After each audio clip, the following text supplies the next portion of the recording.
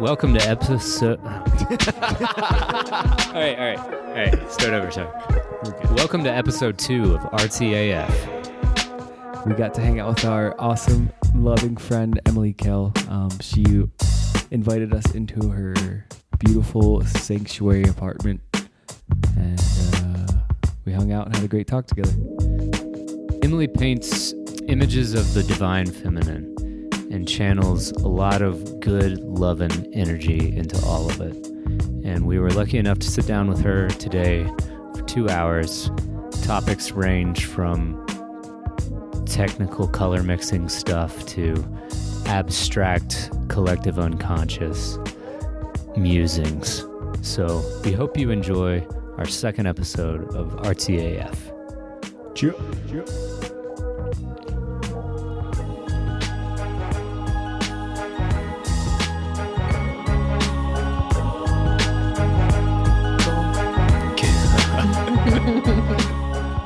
How long have you been painting? I never know how to answer that question because I've been like painting my whole life, you know. Yeah. When I was like a little baby girl, I was like, I'm gonna be a painter when I grow up. Yeah. But I was painting, you know, abstract stuff. Yeah. And I've been painting like figures and kind of this body of work for like 6 years. Nice. Mm-hmm. Nice. So did you want to be an artist, like you knew since you were a little kid? Yeah, it was like absolutely what I wanted to do. Like from like, you know, 3, I was like obsessed with art. Wow. And like absolutely wanted to do it. Right on. And you went to art school, right? Mm-hmm. Yeah. Yeah, I wanted to ask you about that. Like, what was your experience with that? Was it freeing in the way that you learned a lot of technical stuff, so it was able to help you express your ideas more, or was it too rigid, or how'd you feel about that? I wouldn't say that it was freeing. Like, I guess the way that you described it, it did have that sort of freedom where it's like now I have more of a visual language to like say what I'm trying to say. Right. But like it was both. Like I'm so glad I went and I learned so much and I got so much out of it. But also like they didn't like visionary art. They were like, you know, they were like, this psychedelic spiritual art is like cheesy and like you need to look at the modern art magazines and go with the trends. And that just was depressing to me. I was like, I'm not going to make art that's like on trend. I'm going to make art that's like from my soul. Feel. Yeah. And did you have an inkling to make visionary art when you were in college? Yeah. Yeah. That's when it started. And before, I don't know if you guys have even seen my like earlier work, but before I was doing like the goddess, like figurative stuff, it was a lot of more illustrative, like trippy stuff. It was like sacred geometry and like swirly stuff. More and like blatant, like more stereotypical yes, totally. aspects of visionary art. Yeah, it's like crystals and flower of life stuff. Yeah. Like the turtle yoni. Yeah. Which is still like a lot of people still love that one, and I love and appreciate her as like a part of my journey. But I definitely feel more like in touch with like a deeper part of my soul with the work I'm doing now. Nice. Yeah. Yeah, your work is really matured. Like, I can tell you've been pursuing it for a long time. You've really like found this groove, and it's like it's weird. It's simultaneously subtle, like the effects that you put into your art. You know, it's like not a blatant color explosion, Right. but then it's like uber powerful too. Thank you. Yeah, I'm trying to get a little braver with color. That's like one of my big goals. Not that I dislike my color palette. Like I just love like earth tones and purple. That's like my favorite. But I just I never want to stop growing. So I want to like experiment and, you know, get a little crazy. Hell yeah. Yeah. It's always nice to try new things. Yeah.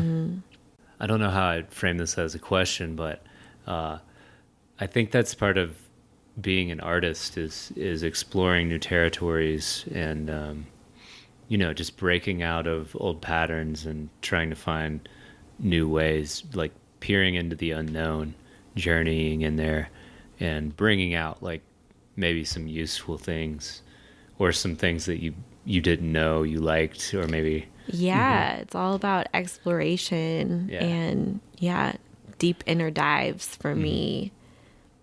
Do you ever get scared when you discover like, you unlock a new level in your artistic style and it's taking a new direction and you're like, oh fuck, now all my shit I thought was cool is like, I don't know, you move on from it. It's been like a painful experience for me. Me too. Sometimes. Yeah, for me it's like the more I grow, I always want to stay like in integrity to my like earthly mission. Like that's like the root of my art, is like this this like message of like love and empowerment. So I always want to stay in touch with that. And as I'm growing as an artist, my art gets like weirder and more specific to me. And that really excites me. But it also occurs to me that it won't resonate with like as large a group of people as those like broader, like the psychedelic art I was doing before. I feel like that was easy for a large group to be like, pointing hey, blatantly towards God or transcendence. Yeah. And then you're starting to get in these more subtle, like micro realms of understanding and like little weird nooks and pathways. crannies. Yeah, I love it. That's what it's all about. But for sure. yeah, it's like more specific, I guess, now. And if that's where it takes you, that's where you have to go. Yeah, I totally trust it. And I always trust that the people who it does resonate with will like find me and join me on my journey. Tell us more about where you're at in your journey right now in life. What are some things that are going on outside of just the art that you make in your life that are influencing and being transmuted into the paintings? Yeah, so I'm going through like, I would say I'm rounding up like my Saturn return. I'm in like the last little 10% of it. And it's been like 3 years of enormous shifts and growth and like personal growth. And it's been a super challenging, like heart opening, super difficult and amazingly beautiful journey to like self-love and independence. A big part of that was like a huge breakup and then moving all around and feeling unrooted and then finding like the core of myself through that. It's like I had to kind of lose all of the structures around me to find myself. Just like finding stillness in yourself. And you have like these, maybe you're in a period of like extroversion and doing a lot and sharing things, and then you have to take a break and figure out who you are, like take stock, like get yourself aligned a bit so then you can go back out into the world totally healthier and more connected with who you are. And being like, what is wellness? What does that mean for me? And also like, what is my place? What is my earthly purpose? How can I contribute to the collective and like this huge energetic shift that's happening? And then like, how to love and support myself. And then finding like, okay, I'm not this reflection that I'm seeing in the people around me. And I'm not like, there are so many things that you build, like structures in your life of like home and family and partnership and all of that. And when all of that sort of crumbled, I found myself in this really interesting place of like, oh, I get to start over and like, who am I? Yeah. Who am I? The age old question. Yeah. I feel like more often than not on like weird days, you're just screaming up to the sky. Who am I? Yeah. Totally. Yeah. It's great. It's a really cool. free feeling. Yeah. That kind of just reminds me of like I'm looking at this beautiful Buddha statue you have in here. And I think if I'm saying, I could be wrong and maybe some purists will correct me, but like one of the central kind of ideas of Buddhism is that the self isn't an actual thing. It's Right. it's more of like this like suit we put on.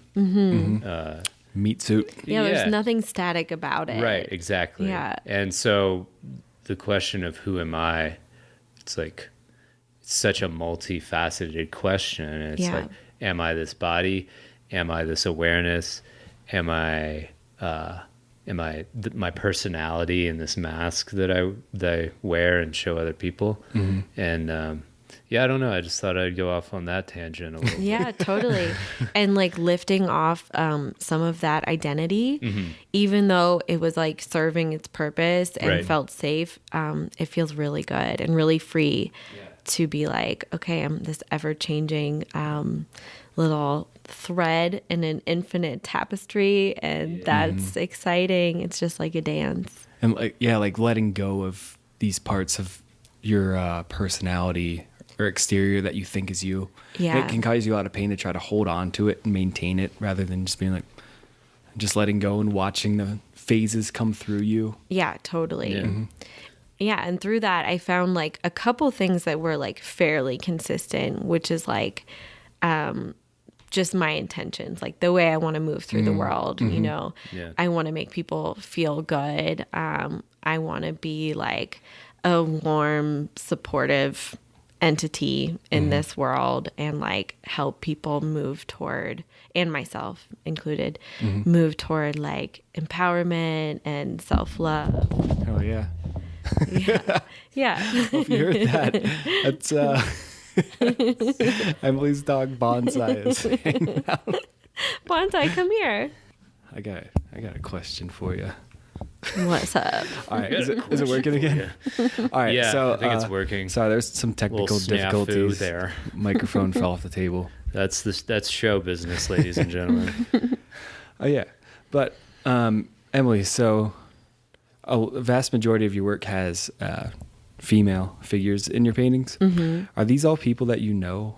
Yes, they're all my friends or people that I've even met and become friends with through the painting process, but mostly it's like close friends of mine. Right on. Yeah. And then do you do photo shoots with these people? Like my process is like a big part of the painting. We do like a very intentional photo shoot, and we'll do like a tarot reading and have a conversation about what the individual is like going through and moving through in her life, and then we set intentions for like collective healing and her healing.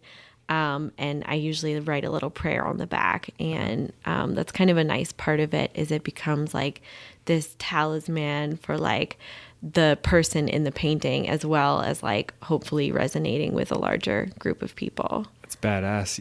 Yeah, holding that intention from the ground up, you know, and it's all your creation instead of just Googling images and finding some model. Yeah, that's a big part of it for me.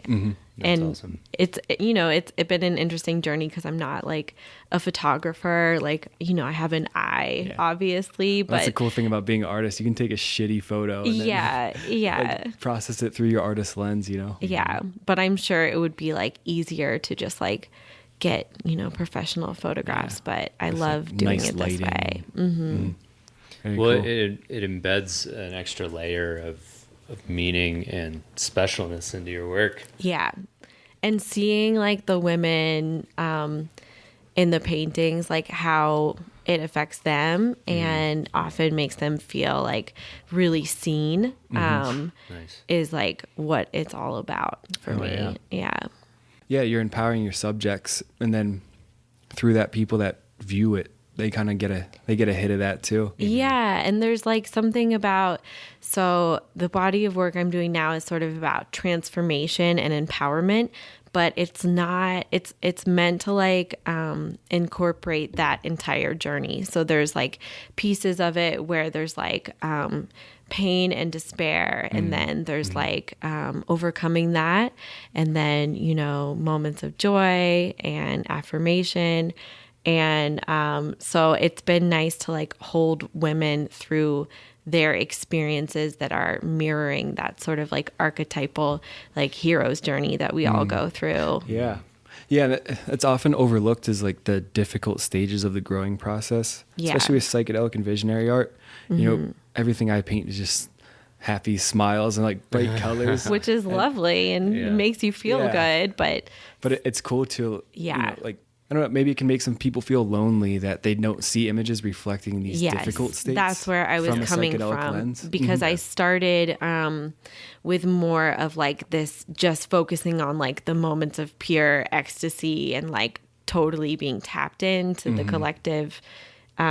And then I went through some really hard times, and I was like feeling like that shadow work, which is so important and such a huge part of growing as a human and as a soul, was like not really honored through a lot of the art I was seeing. And I think it's beautiful. I It's think like the most important part. it's so important. You get a glimpse of God Yeah. or whatever you want to call it, but then Yeah. it comes the hard work afterwards, you know? Yeah.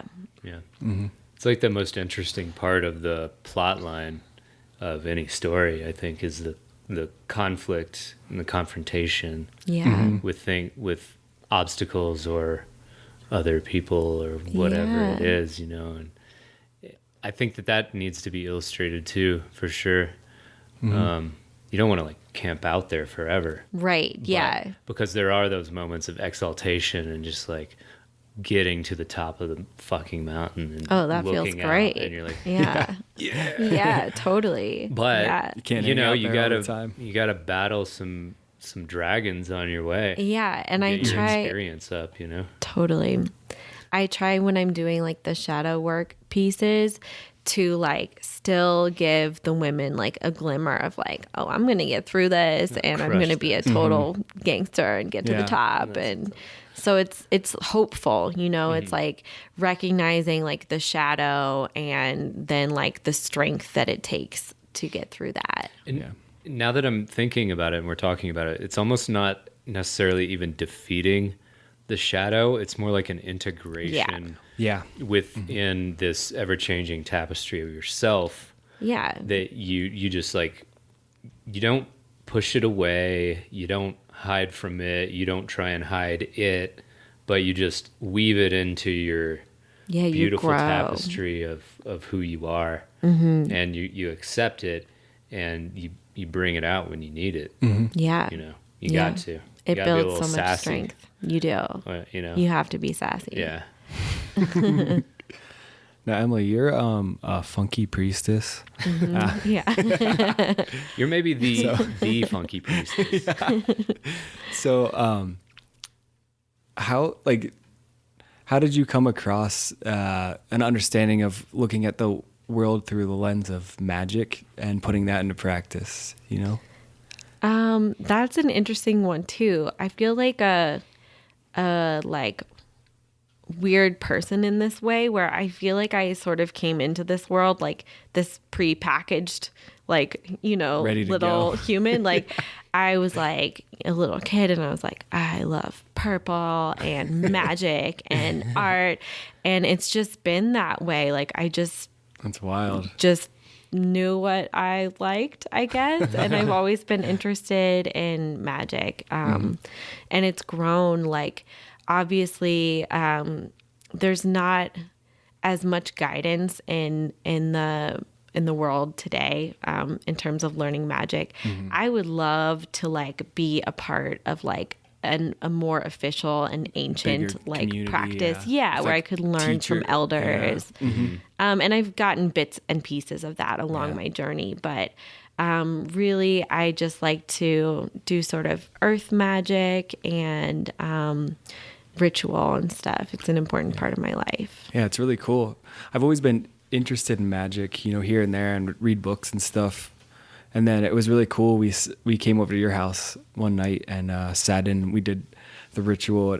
It's really powerful to be with friends and share your pains and your hopes together. So And powerful. release that and watch it actually come to fruition. Yeah. It's so beautiful.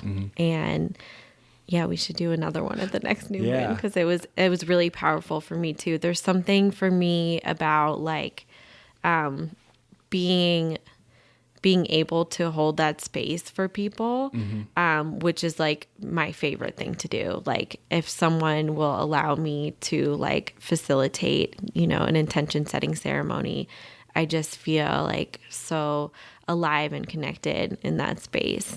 Yeah, it's powerful. It speaks, it's like a continuation of your art projects in the way you hold your life. Like it all melts together. Yeah. Totally. And yeah, you really just help people like be vulnerable and feel okay with themselves. Thank you. Yeah. That kind of like that, you know? dovetails into live painting at festivals. Oh, you yeah. say. Like I have this, I don't know what it is adjectively, but I have this thing that I say where like when I go live paint at a festival, I'm not only a painter, but I'm somewhat of a pro bono clinical psychologist for people who want to come up and talk. And you can always kind of give people the like, okay, cool, and then just like, turn back to your painting. But I'd say at least one person per festival I get tells you everything deep yeah. with. And I'm like, okay, let's listen. Let's open up the space for this person to just process things out loud. And it's kind of cool because live painters at festivals, we're literally kind of like on the fringes of the crowd, and like stuff. physically, physically. yeah. But then also we're kind of like fringe in the art community at large, right? But I think we're fringing it. We're like catching people with this net in a way, and we have the light shining. Yeah, They're exactly. like moths. Yeah, like moths to the light. Yeah. I think that, even in the art world, we play an important role because it's like the art that we make like actually speaks to people. And I'm not saying that all modern art does not speak to people and we're super special and whatever, but I think a lot of people who wouldn't be necessarily interested in art look at some of the stuff we make and they're like, oh yeah, I can relate to that. That's totally what happened for me. I'd always been around art my whole life, but I was never that into it. And then I saw Alex Gray's art and Right. you're like, oh shit, whoa. Right. And then I always, in a way, wanted to make art for people that didn't have to be into art. It was just inherently kind of, you didn't have to like read about it or understand the time and place it came from. It was just, you see it and it's fun. And You see it and it's interesting. and it's got energy. Yeah, you know? I guess in like the art world at large, we're like lowbrow artists, which is like I wouldn't have it any Whatever. other way. Your Like, I figures love are it. amazing and they're like It's super beautiful. on point. Thank you. You And, too. I mean, anybody that wants to big up themselves because they went to an academy and did all this like training, it's like good for you. That's great. And trust me, there's some great art out there that I do love. I would shout out people right now, but I'm not going to. But like I don't know. It's like I'm kind of like dancing around this archetype of the art critic, and that kind of just like, ooh, this is no good. And, Yeah, like, I my don't pay that opinion any about mind. your art matters. Like, Yeah. Well, I think what's cool now is like with the internet and social media and everything, it's like you just make stuff and you hope it's cool, and then people that dig it, and people that don't just don't pay they don't attention need to look. it. Yeah.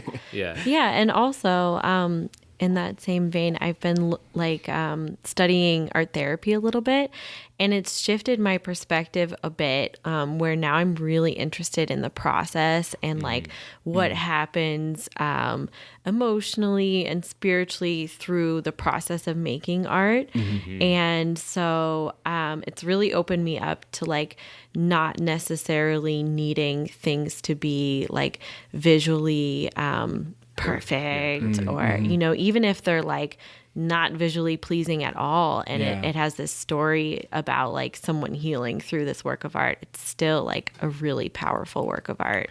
Yeah, like taking it back to its roots, that's like kind of why we start out art in a way. It's therapeutic, and then I think maybe it can happen as you try to make a living with it or be a like professional, Right. you can kind of lose sight of, like, you're still doing it with intention, but you kind of forget about the roots of just Right. like pouring stuff out feeling, and not yeah. making just not making stuff that, like, you enjoy it and it comes from a good place, but also Right. you're making it so you could like sell the piece, Mm-hmm. Right. and instead of just making some shit, like just scribbling on a page because you're just Yeah. frustrated and you need to get it out. Well, Yeah. on the other side of that too, not to just poo-poo all over that, but it's like I just think in dualistic terms, like you do want to get out your feelings and like process all these things, and that's very beautiful.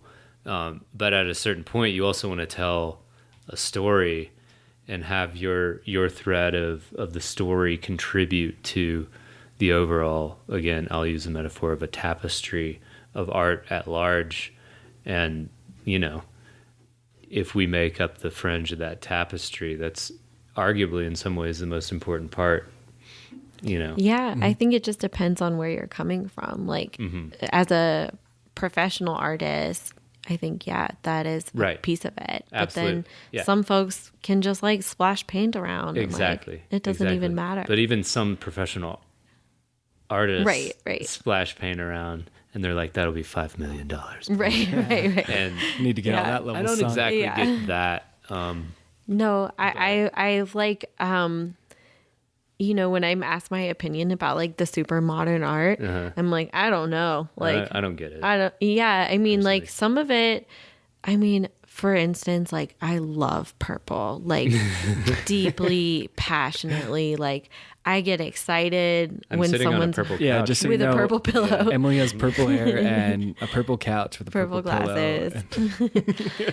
And if I just see like, if someone has just painted like a painting that's like solid purple, it will like tickle the Do deepest something parts for of you. my soul. Yeah. Yeah. So like, it's not, it's not that all of it doesn't do anything for me, but, Right. but I see what you're saying. And I just kind of like, I don't know. Well, I think that some of it is like, I don't know how to say this, but some of the modern art world is just this kind of like dick swinging competition. It's like designer labels. Yeah, like, it's like, oh, I bought this. It's just like rich people buying status symbols. yeah, aren't you compete. glad we don't have to do that shit? Exactly, Like we yeah. have our own little bubble that we made, Yeah. and we don't have to like have. I think all our art worlds exist in their own bubbles, though, and then it's Yeah. just Yeah, people just true, play it by true. different games. True. Yeah. Yeah. I And like it's- our game though. Yeah, it's it's a like- little I like our friendlier. game too. People with millions of dollars, you want to buy some expensive shit. Yeah. But that's like, it's just a different aspect of culture that's Right. manifested. It's not Right. right or wrong. It's an, yeah, Just it's not different. Right. or Yeah. wrong. Yeah. For But sure. I feel more nurtured in our little bubble than I would in that more competitive seeming. Because it's more about environment. like collaboration Right. and doing something together. Yeah. Instead of like, there's no mindset of scarcity, I think, at least with Yeah, we're all other sharing. psychedelic artists I hang out with, Yeah. we're all helping each other out. Like, We're BFFs. And I think that's why we started this podcast too. We're like, Yeah. we just need to sit down and talk to our friends about the stuff that turns us on and ignites us, on a emotional and spiritual soul level. And, just, I don't know, talk about the funky dope shit. Yeah. speaking of funky, why is purple? Why does it stimulate the feeling of funkiness? What is that Oh about? my does it? gosh. I don't know.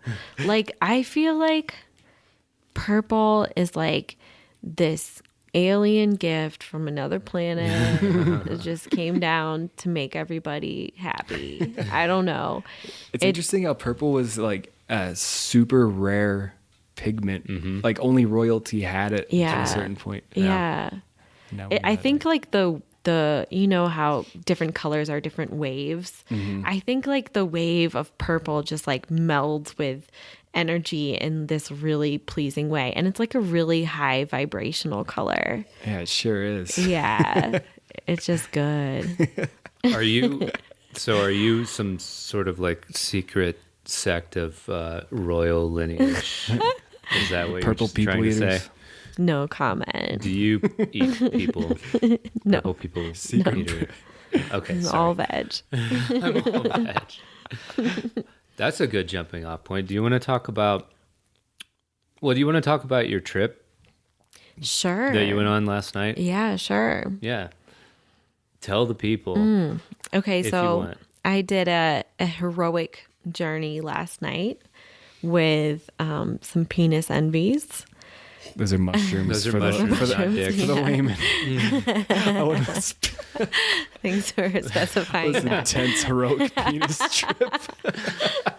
And I went with like the classical thing. I've heard about this so many times as like, McKenna. I guess Terrence McKenna's ritual is like listening to classical music. And I actually found this playlist that was like from like the Johns Hopkins, I think. They like put together like the best possible mushroom trip The playlist. ultimate trip list. Yeah, it was like a lot of classical, and then it opened up into some more like yoga type of stuff at the end. But it was amazing. I wore a blindfold and really went super deep and far out, and it was a big healing experience for me mostly. Like I felt I had been suffering with a lot of physical pain, and I am still in pain today, but I was able to remove the top bit of that, which was like any self-judgments that I had, which I realized was like sitting around me energetically, like this very heavy energetic structure. And that just sort of lifted and felt removed, and I actually feel lighter. So I think hopefully that will facilitate a lot of healing. Oh, yeah. Yeah. Did you say you almost felt like guilty for your pain? I did, yeah. That it was yeah. your fault or something? Yeah, it was like a lot of programming from like spiritual misguided concepts, I guess, like spiritual bypassing, or like, you know, good intended folks and structures misunderstanding like karma and stuff like that. So that after having quite a bit of pain for 3 years now, I had really internalized this idea that it had to somehow be my fault or something that I was doing wrong spiritually that was causing it. And so as I was trying to heal it and figure it out, I was also trying to figure out like, what am I doing wrong? So I was constantly walking around with this feeling of like, yeah, a little bit of guilt. And Yeah. And that just makes everything worse. yeah, It compounds on itself. yeah. And I became aware of that and lifted it off, and it was so beautiful. And now like I'm really gonna protect that, you know. Yeah.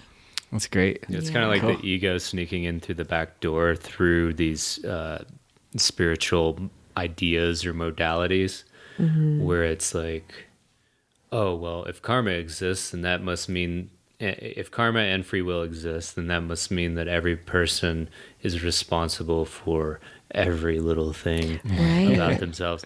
And instead of just being like, this is a situation I'm in, Yeah. it's nothing that I have done or am doing. But the opposite of that is walking around just judging every little action, thought, Right. and behavior, Yeah. which may cut actually yourself some be slack. hindering Right. your And process. everybody else slack. And it's a gift, you know, like the stuff that we go through, the challenges, that's like how we shine like the facets of ourself. And Yeah. so, you know, appreciating it too is like an interesting dynamic. It's like I'm ready to release that, obviously, but I really appreciate the parts of me that I've grown through Right. that heaviness. Shout out to that experience. Yeah, like, shout out. I suppose that's how you acquire wisdom, you know? It's like, Totally. And empathy and compassion. I think like our world just needs like so much more compassion, and like everybody needs more love, not less. So, you know, ourselves included. it's weird how easy it is to not be empathetic towards others. Yeah. Like, Yeah, especially when you're driving your car. Like, yeah, like face to face with people, it's very easy to be empathetic to others. But especially through like social media or in a car, like when you have these barriers between people. Yeah. Bro, when I'm in my It's, car, I just call people the worst names. And, maybe they're rushing to the hospital because their wife's in labor, and I'm just like, fuck, Nah, asshole. fuck that guy. I don't know. I don't know where it's going with that. But yeah, it's you can't see their face. You can't pick up on their micro expressions and Yeah. how they're feeling. And maybe that's a detriment to our society in terms of, I always thought it would be a great idea to have, and maybe not now that I'm saying it out loud, but to have little comm links between cars to be like, hey, my wife's, in labor.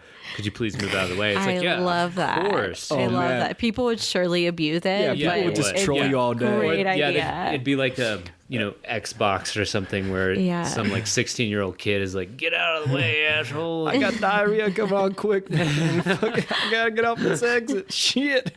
Oh my goodness. But show me your tits. But I don't know. It's like more communication, not less. I think. Is the thing. Yeah.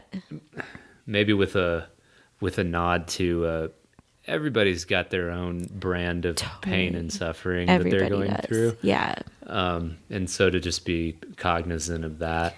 Yeah. And cutting yourself and everybody's slack and being everybody's doing all the time. Yeah. Like everybody's doing their best, and we're all just kind of watching this thing happen. Yeah. And nobody knows exactly why we're here, what the goal is. So to judge yourself for the state you're in, or to judge others, it's so kind of ridiculous. It's like a waste you don't even know why we're here. It's a waste of energy. Yeah. It's misuse of energy. It's maybe why you're here is just to cut everyone's slack for regardless of how limited or short-sighted or weird it is. It's like, hey, this is weird, and we're all doing this together. We're on a rock shooting through outer space. What the fuck? Yeah.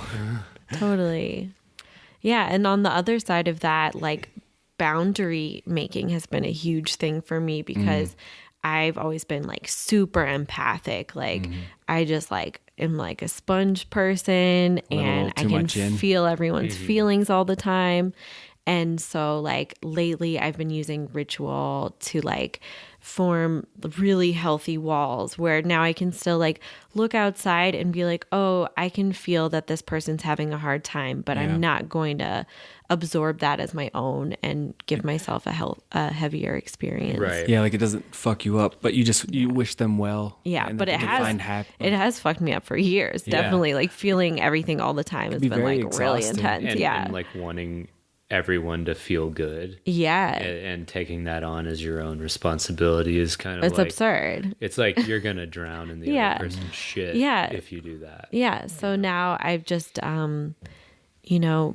been focusing on myself and sort of shifting that, and then opening up to more collective experiences when I have space, and noticing when I have the space, and spending really sacred alone time, and really being able to identify what's mine and what's collective, because there's a lot of heaviness in the collective right now, and intuitive people feel that heavily. And I think you're an artist, and when you're an artist, what you do, it's an introspective activity, and that you have to allow yourself to be an introvert.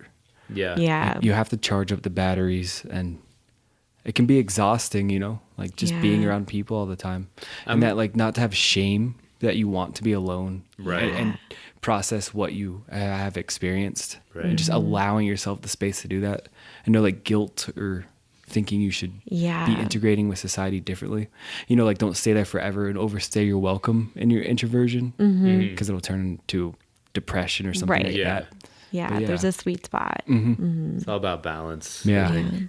Do you think that the world actually has more heaviness right now, or do you think that that's just amplified by the news that we're fed constantly through the internet, and just how social media has privileged posts that ignite drama? I think Or do you have any thoughts that's on that? part of it. Yeah.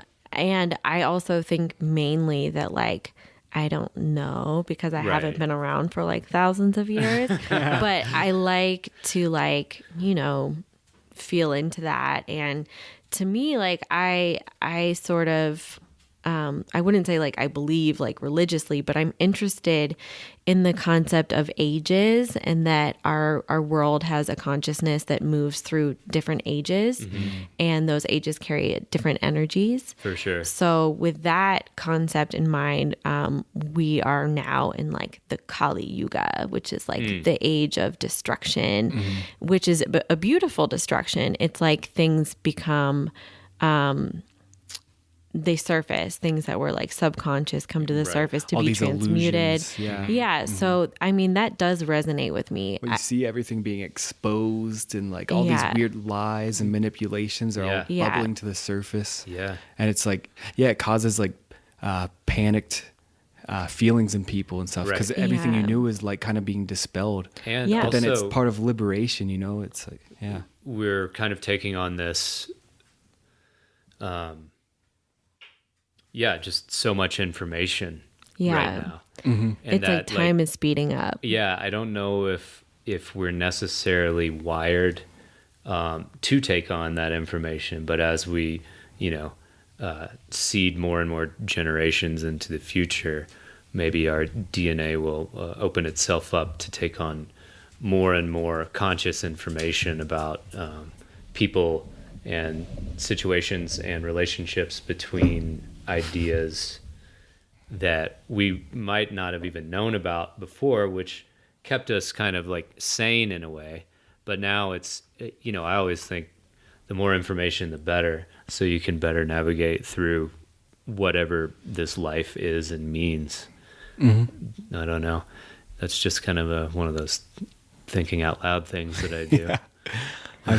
I suppose too, like maybe it's easy to say it from my position because life has been kind of decent, but that like whatever's happening is exactly what's supposed to happen. Yeah, I totally trust it. I think it's beautiful. But I do tend to think of things in terms of like, I see the earth as like a conscious being and humanity as like a conscious being. Yeah, like at we're large. reflection. So Yeah, just like like- you go through your personal stuff. Exactly. The earth So is like, yeah. I feel like we're in as a collective, like our like tumultuous adolescent years, you Yeah, know? right. And I really feel hopeful about it. I feel like we're like unraveling all of this stuff that's just been like sort of beneath the surface, brewing a lot of animosity between people who, for whatever reason feel separate from one another. And yeah, I feel like we're going through a transition and it does feel like a heavy time. Yeah. But what part of that is, the news? I can't say because I definitely don't think that helps, Yeah. Right. And it's like, we all go through difficult times and humanity at large can go through difficult times, but Yeah. I think it's helpful to maintain optimism or to see the other side because it can be really easy Absolutely. to fall into this echo chamber of like everything's fucked up. It's all Yeah, that's not how I feel at all. I Yeah. feel like Yeah. we're in this juicy rebirth time and it's like, Yeah. oh, it's about to get so good. Like yeah. for hundreds of years before this, like, certain groups of people were like sort of voiceless. And now Right. it's like everything is like coming to a head and it Yeah. feels really intense, but like because how everybody beautiful. has a voice now. Like, Yeah. everybody's part of that conversation, and it's Yeah. like, oh, we have to work through this. We've been separated socially or spiritually, and we're all like kind of just, huh. Yeah, but it's like communicating with each clunky other. and but I it's see it like awkward. this, and yeah, you're that. But then we're gonna like, I think we'll come to a happy medium, and that, it's like the worst things that happen to you are the best things that happen to you because they challenge you and you grow and you become wiser. Right. And like I think we're like going through an interesting, strange social period to where on the other side, if enough of us can hold it down together and encourage each other, we'll be a wiser species. I think so too. And I think even like environmental stuff that's happening, it's like we are going to have to course correct. You know, and I think like everything that we've been through, like if you look at humanity's path as like a singular, like human path, it makes sense as like an evolution and the process of like fucking up and then learning and growing and becoming more unified. Exactly. Right. Yeah. Well, I think something that you guys know who Michael Pollan is. Yeah. I don't think so. He wrote The Omnivore's Dilemma. And he has a new book. I can't remember exactly what it's called, but it's about psychedelics. And he's kind of like a mainstream-ish author, so he's bringing the therapeutic use of things like mushrooms and ayahuasca kind of to the mainstream consciousness. Yeah. He was a straight dude, just curious. Yeah. And so one of the things he says that psychedelics can do is, you know, we have two big problems on our plate. Well, we have more than that as a human race, but two of the biggest problems he thinks is tribalism and then also environmental problems, you know. And he says that the main problem with both those things is seeing yourself separate from nature and separate from other humans. Right. And that psychedelics really integrate you into this web of life, which is not only the life that supports you through nature and living on this earth, but also the web of humans that support you, because you can't really extract the things that you need out of earth by yourself. Like everyone needs help, right? When you go to get a banana at the store, how many hands and how many eyes and how many people have made it just so that you can find those perfect yellow bananas at the store. It's a dirty banana. And then you go home. I hope they wash their hands. Yeah, I hope they wash their hands. Whatever. There's a peel on that thing. I don't eat the peel. But then you come home and, you know, for me at least, I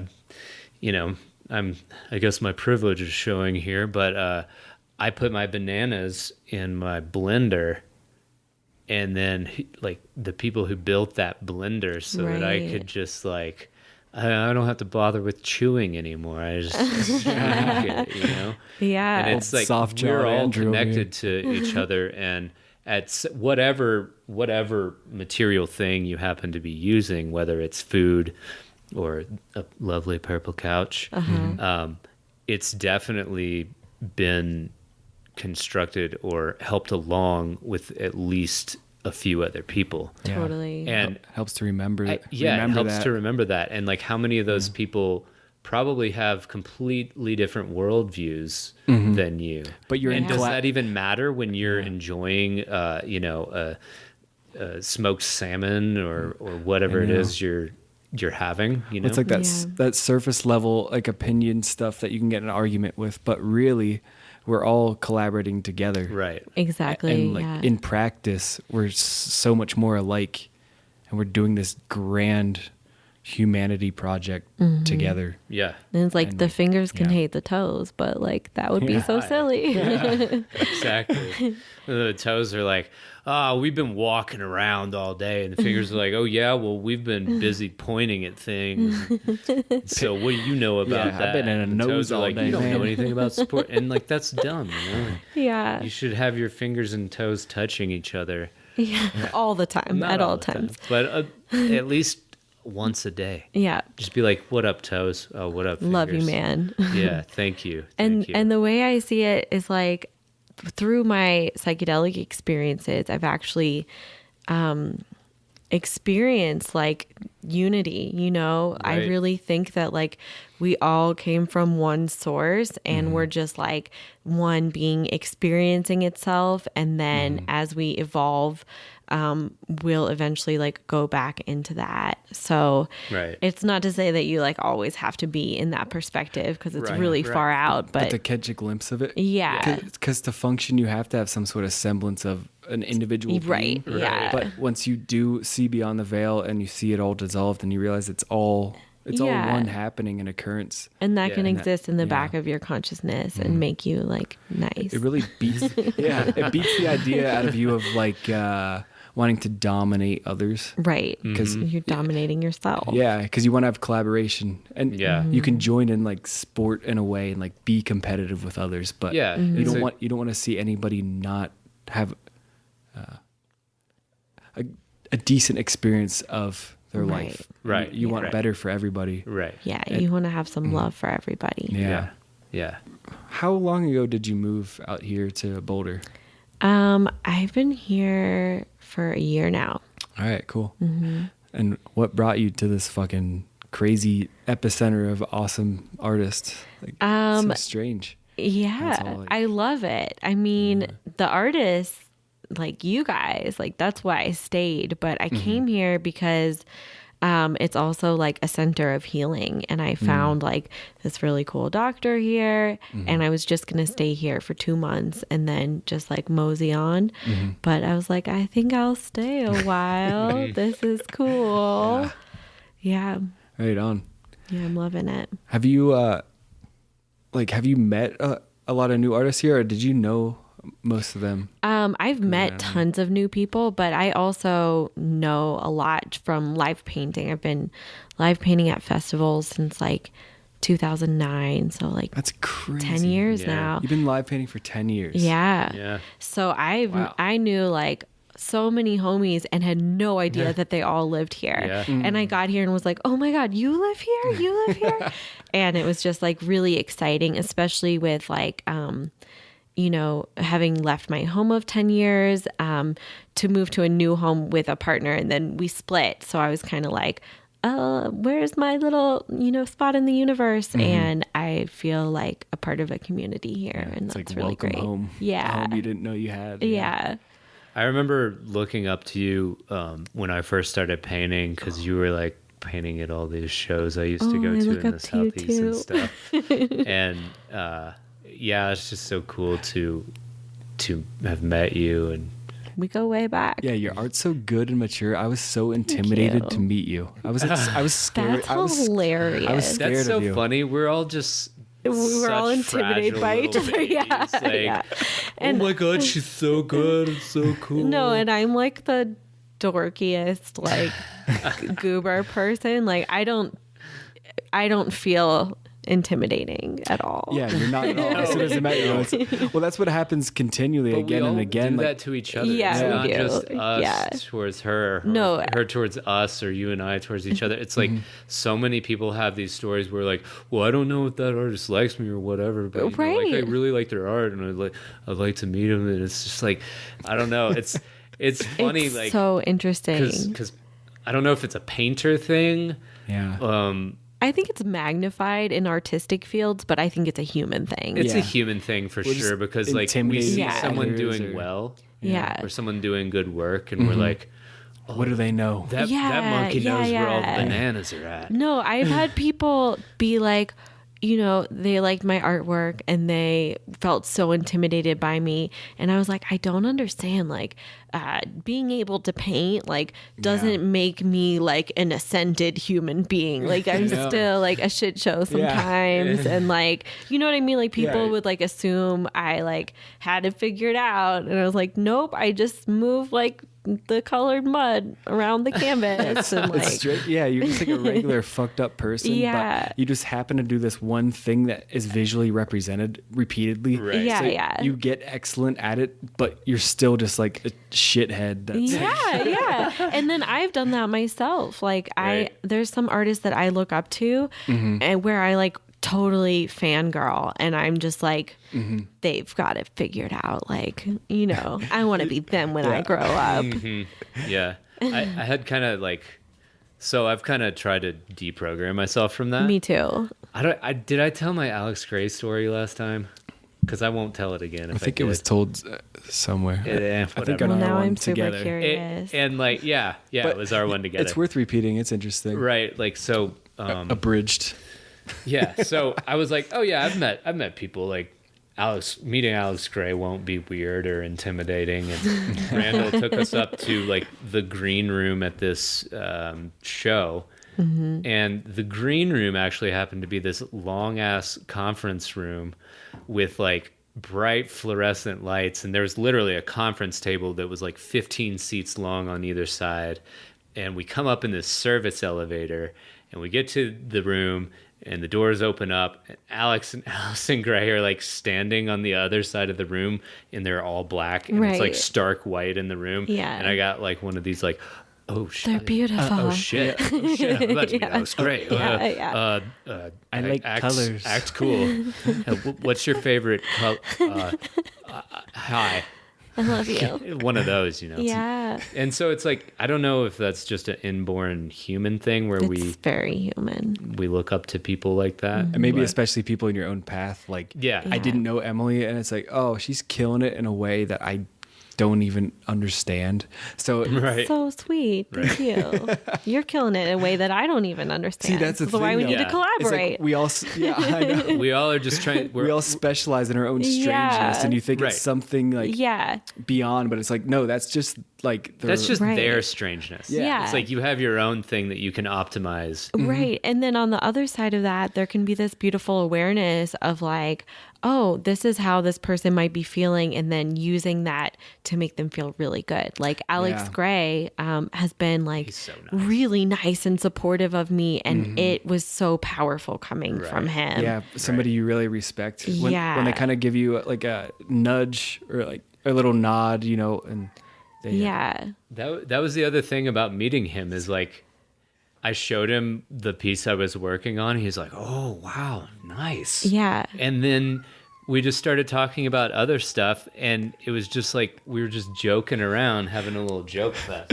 If you hear that noise, Yeah, that's my dog. Emily He's crying. Bonsai. He pushed his ball under the couch. Oh, bonsai. Should we get his ball? Hey, bonsai. Thanks, Blair. I don't think we'll ever do a podcast episode that isn't interrupted by a By pet. an animal. By- Yeah. And I would hate if it wasn't. Yeah. Yeah. It's an important part. Exactly. Yeah. Bonsai, what do you got to say? Shout out to Bonsai. What were we just talking about? Oh, being Alex intimidated by Gray. people. Yeah. Yeah. But no, yeah. So 5 minutes, not even 5 minutes. Like after him being like giving me that encouraging nod of like, your work's really great, man. Keep it up. We just started bullshitting and joking around. Yeah. And Yeah. he told me this story. He's like, well, I still have to mow the yard at Cosm, so I was riding around on my riding lawnmower. You're good at that voice. And, That's funny. And then, you know, this tornado came in, and I was holding on to my hat. And this- Tornado? and it was just like, dude, you're fucking hilarious. Yeah. Oh, you're just like a dude. And that's what I think what's like really special about our art community is like because there's a spiritual component to it, a lot of artists who in other communities might lose their humility have stayed human and humble and Maintain it, yeah. kind. Right. And that's what I love about it so Right. much. Yeah. Yeah. Yeah, It's and like- I think if we're talking spiritual too, like it's not just like epic psychedelic visions that No, it's like human stuff. yeah, it's just like being a funny, humorous, kind, open person. Yeah. It's almost like psychedelics awakened me to quote unquote spirituality. And then after you see the world through that lens, it's a lens accessible to you. And everything is spiritual in a sense. Yeah. Yeah. Like- Even like like- I've had trips that were like entirely about farting like the whole time. And it was like really elevating. Like I grew through it, but like the whole 6 hours just like farting It's like, and laughing. man, farts will never not be Yeah. funny. Yeah. And that's true. It's true. It's the greatest joke ever told. Yeah. Do you guys ever do like if you have like a fart coming on, do you ever do like a pirouette into a fart? It makes it way funnier. Wow. That sounds beautiful. Yeah, just kind of give yourself a little leg kick. If you get one coming, will you demonstrate? Yeah, I'll demonstrate Okay, good. it. This reiterates my idea. We need a fart mic, you know. Yeah. We could have a fart soundboard where we just record our own farts, and then at certain parts during the interviews that we have, we press the button, act like nothing happened, and Yeah. see what our interviewee how they react. If they don't laugh, they're never coming back on. Yeah. Love it. Yeah. That like in laugh. As you're trying to contemplate, like, where do we go from here? So Yeah. the human body, it's pretty cool, right? Yeah. No, but it's not like all just like this lofty, like serious spiritual stuff. Yeah, like, that's some of it. the most important revelations that I've had are like stuff like that. Like, whoa, we're in this like meat machine, and It's like spiritual it's as fuck so to- weird. To laugh at a fart. It's Yeah. spiritual as fuck. And to also It's like laugh joy. at yourself. It's hila- you yeah, know, yeah. there's so much weird shit that we do, and I know. Yeah. just not taking yourself seriously. It's too interesting, much is like, great. yeah, it's interesting. Like when I first discovered psychedelics and the idea of spirituality, you thought, and you like trying to aim so high Right. all the time, Yeah. and like you're just going to be let down if you do that. And then you just realize that like, just normal everyday shit Yeah. is so potent, And you can awesome. have those moments where you're like, oh my gosh, Yeah. I'm sitting with my guides and ascended masters and everything is made of crystals and it's awesome. And then you can like trip and fart. And it's like both are like equally potent in a way. you Exactly. know? It's all part of the spectrum of Experience. experience Yeah. of consciousness. Yeah. Until I suppose like categorize one as being more important than anything Right. else. It's all just That's when you get All into that good. same trap of like spiritual materialism. I think. Yeah. Yeah. Like Where you're like, attaining and then heights. your ego uses it as a way to just act like you're better than other people. Too. Mm-hmm. You know, it's like, well, I know the top 60, at least top 60 ascended masters. It's like, I've transcended. I've communed with yeah. Yeah.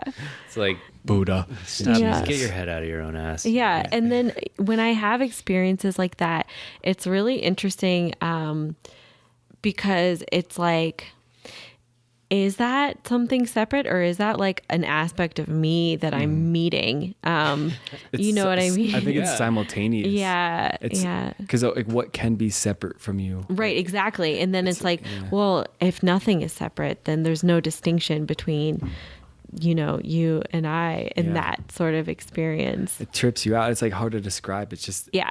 the It gets very experience- noodly. God experiencing itself in different forms and Yeah. teaching itself. But like, why? Yeah. Like, what are we doing? What the fuck are we? Why? Why do we have to do this? I love just like asking questions and like I'm trying to like be someone who doesn't crystallize into knowing things and answers and just staying open and always like being able to change my opinion when I have new information presented. And Yeah, because like the more you suppose you think you know, it just Yeah. opens up The less you know. tenfold more questions, you know? yeah, And yeah. And then you start realizing how fun it is to just be like, I don't know. I don't know. It gets Yeah. increasingly harder to have a strong opinion on anything, really. Yeah. Yeah.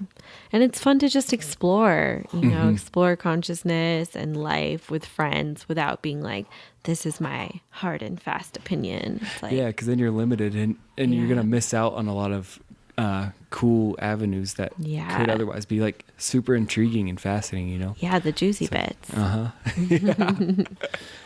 Speaking Yeah. of, did you say juicy bits? I did, Speaking yeah. of juicy bits. What do you think makes vaginas so magic?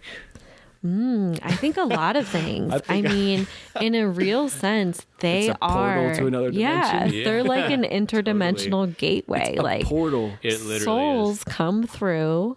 I mean, I'm pretty sure I believe in reincarnation. It feels very real to me. And it's like, so these souls are like flying in from elsewhere, you know, and it's magical. And like women are like the portals. It's and really crazy that you emerge out of some sort of infinite or different dimensional space and you pop out of a vagina Vagina. a vagina. and then you're just in a meat suit. Like, it's so Yeah. strange, man. Yeah. It's so strange. I wonder if that's like, you know, like people's obsession with getting back into it. If you like want that, like, like you're like, you feel so uncomfortable here and like confused and you're just like, you want to like get back in there to where you didn't feel these like painful emotion. That's a limitations of the real human body. thing. Yeah. I mean, I think often when people go through like a major trauma or something, a lot of them want to like curl up in a fetal position Yeah. and even be like wrapped in like tight blankets and stuff like Feel like that. you're in the womb again. Yeah, it's a good feeling. I It think really is. maybe part of I don't. How do I talk again? How's this work? Part'll do. I think maybe there's a trick to creating your own womb around yourself mentally or emotionally, and just being comfortable wherever you're at. Are you in a womb right now? Are you I am, gestating? actually, Yeah. I'm in my own Nice. thought. That's a room. big It's womb. this, yeah. Can you feel it? You're in my womb too. It's a actually. big baby. I'm an adult baby. I don't have a tube anymore, but I do wear diapers. So. I think that feeling is like what a good percentage of my artwork is about. I do a lot of like fetal like pieces that are about transformation, but I also want them to give like viewers this sense of like safety, like being wrapped Yeah. up in That in this cosmic womb, comfort cosmic we've all womb. known, Yeah, that we all yeah, emerged from. Mhm. yeah. How do you nurture that cosmic comfort outside of a womb? I have like a whole That was bonsai. yeah, bonsai's being silly. I have like a whole protocol that I have put into my life, It involves like meditation, dancing, like ritual, boundary setting, curling up in a fetal position, movement. But yeah, it's a lot for me, like as a highly sensitive human being, it's a lot of maintenance to like really stay is. safe It's a in lot this of world. Practicing. Yeah. And find things that make you feel whole or okay. Yeah. And practice them daily. And it can be work up front, like learning practices. It can be like you have to develop a discipline in a It's an sense. investment. Yeah. But then after a certain point, once you integrate that into your experience of life, Yeah. you don't even really have to try to do it anymore. Yeah. It's just, yeah. It's just part of your day to day. Totally. I becomes just, a habit. Yeah, there's a lot of like coping with the uncomfortableness of being. Yeah. And you have to, I think you have to find in your slices of free time, how are you going to use your free time? Are you going to use it to maintain and connect with yourself and feel better about reality so you can, when you have your tasks you need to do, you can be more present and loving in there? Or, are you going to fucking eat pizza and watch fucking, Yeah. The Bachelorette? It's like, they all have And their hey, place. maybe some of maybe each. that's part of your womb. Yeah. Like maybe That that's may part be. of how you cope. Yeah, I sometimes watch bad TV. What's your favorite it- bad TV show? I am not telling you. Yeah, come on. Tell the people, Oh give the people what gosh. they want. Okay. I occasionally watch Diva Brides. I really like watching them pick out the dress, and the drama that ensues around it is it's interesting for me in this way where it's like, wow, as an outsider, it's so easy to see that this is self-inflicted drama. Right. Yeah. And then I apply it to my own life. Yeah, you're like, like, what oh, am I I do the inflicting? same Yeah. shit, yeah. They're like, oh my God, this is so stressful. And it's like, girl, Yeah. no, it's not. Like, if you wear this dress or that dress, like, nobody cares. It's fine. Yeah. Yeah. It's like you're watching it, you're like, oh, you silly bitch. And you're like, wait, Yeah. I'm a silly bitch. Exactly. That's exactly what it's like for me. And I think turning off, if you struggle with like an overactive brain. Yeah, just maybe just Sometimes, taking a vacation from your own thoughts, and man. meditation Yeah. is like a healthier, more sustaining way to train do it, that. certainly. But It can be whatever. dry sometimes, like Yeah. you do your practice, but sometimes you just gotta space Yeah, out. that's okay. Yeah. It's a balance. And I recently started attending the Boulder Psychic Institute. Have you guys heard of this school? No. It's really cool. I just took 101, which was like self-healing for, I guess it's for everyone, but it really taught techniques for like empaths and sensitive folks. And so now I have like this whole cool. arsenal of like guided imagery and meditations, and I've been using that daily, and it's been really awesome. Very cool. Yeah. Right on. Nice. And then the Diva Brides too, when shit gets rough. Yeah. They prescribe you. What about you? What do you watch any TV that you want to talk about? My favorite shit we've had been grooving lately is Gordon Ramsay's Hotel Hell. Oh boy, that shit is fucking awesome. It sounds funny. Yeah. I haven't seen it. So he goes to like these family-run inns, like hotels and like inns and stuff, like in historic buildings that are run like shit. You know, like the guy running is like an alcoholic, and the chef lost his passion, and he comes in and he's like, hey, can't You serve need to frozen do food better. here. Does he just like chew them out? Yeah, but what's really cool and what I really like about him is that he's really like abrasive and fierce in calling out people's bullshit, but he does it from a place of love and wanting them to grow and To be realize. better. And it's like this fierce grace thing that is really, really cool. And it's not just being mean. It's like, hey, get your shit together. Yeah. Like, I actually care about you, and this isn't silly. Let me help you. You're Yeah. fucking up. Yeah. Yeah. And I think that's really a cool and potent way. That's the way I learn personally with myself. Yeah. And sometimes it's Same. like it can be to a fault, because that's the way I can address other people, is to where it's like kind of harsh. a little harsh and aggressive. Yeah. I think There's a place for it. maybe that's Yeah. more of a male thing too. Yeah, for me, I internalized like a lot of the male voices in my life and had this very like aggressive inner voice that I wasn't aware of until more recent years, where I was just like really pushing myself very hard all the time and like sort of, bordering on perfectionism. And then I really had to let go of that.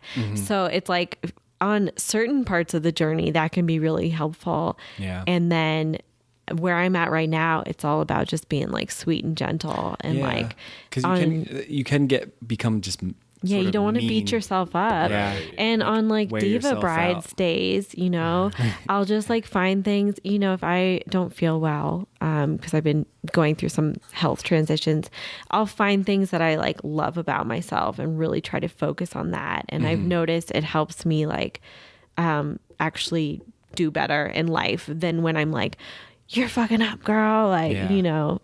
But there's definitely a place for that, especially in You teach me your ways of being more feminine and loving towards myself. Yeah. I was like, That's very thinking, tough like, one to I integrate. usually just do like push-ups or something. That is what I do. I'm just like, oh, there's this feeling. Let's push up about it. Yeah, my path is like a really feminine one. So Well, that's cool. I mean, I think psychologically, part of the goal is to integrate aspects of femininity and masculinity. yes, in have a- both. Yeah, to be Healthy balanced as whole. much as you can. Yeah, I've Yeah. been learning about my animus lately. Do you guys know about well, I know that? Well, I have a painting titled Anima Mundi. Oh, sweet. Yeah, so I don't really know what it means. so It's- it's it's kind of a slippery. You go. Okay, it's kind of like a slippery subject. It's like a Jungian psychological thing. It's part of what he calls the unconscious or the collective unconscious. And like the anima, if you're a man or you have a masculine psychology, the anima is kind of like your feminine double, I would say. And it's kind of like good friends. It's almost like the shadow. It's like your shadow personality is born out of the feminine matrix of your actual psychology. Wait, so it's like the opposite. It's the rebuttal to your masculine Yeah, it's- energy. or Let me Not- share what I learned about it. Yeah, I learned through this, the context of Tantra. So it came up in terms of like what you desire in partnership and how you interact with the opposite sex, and then integrating those things into yourself. So in the positive way. So this wasn't direct from Jung. It was like some guy wrote a book based off of his concepts that is about like integrating your own inner lover. So, this is like the first time in my life I've been single for a stretch of time. And it's been a time of like, reflecting and looking at like, what am I seeking in partnership and how can I fulfill those needs for myself? Oh, okay. So what you would look for in a partner where you can supply that to yourself. That's the way we were looking at it. And then I started doing a series of sketches of myself as like the masculine part of myself and like integrating that. And that's been really fun and therapeutic. It's not a separate part of yourself. Basically. Yeah. It's like, it's the archetype from which all other archetypes spring out of, in a way.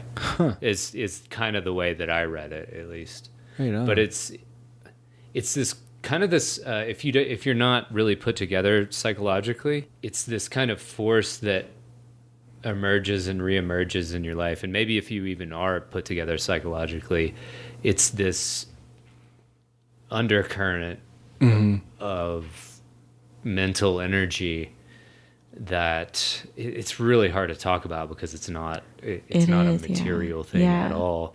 But it's something that will reemerge in your behavior without you even knowing what you're doing. It's something that like kind of like nudges you or pushes you and you act upon. Yeah, it calls you. It's something, for me at least in my So you're trying to like impress.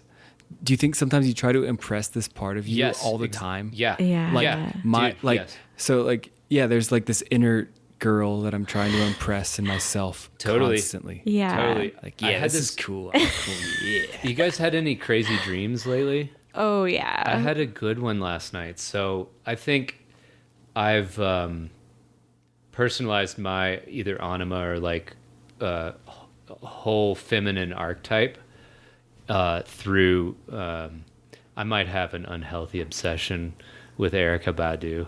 But she was in my dream last night, and I was literally, so I was on this like cruise ship, and like I know a lot of people don't give a shit about dreams, but strap in or turn it off, who cares? But strap it on and tune in, baby. But I was on this like cruise ship, which actually contained the whole world in it, and there were these different environments.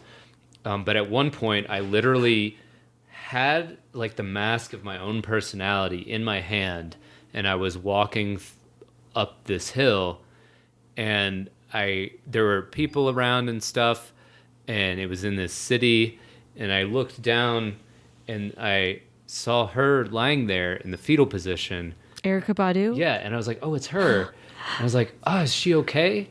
And then I look away and I look back, and she's like running at me, and she snatches my mask that I'm holding in my hand. I thought you were going to say something else. I wish.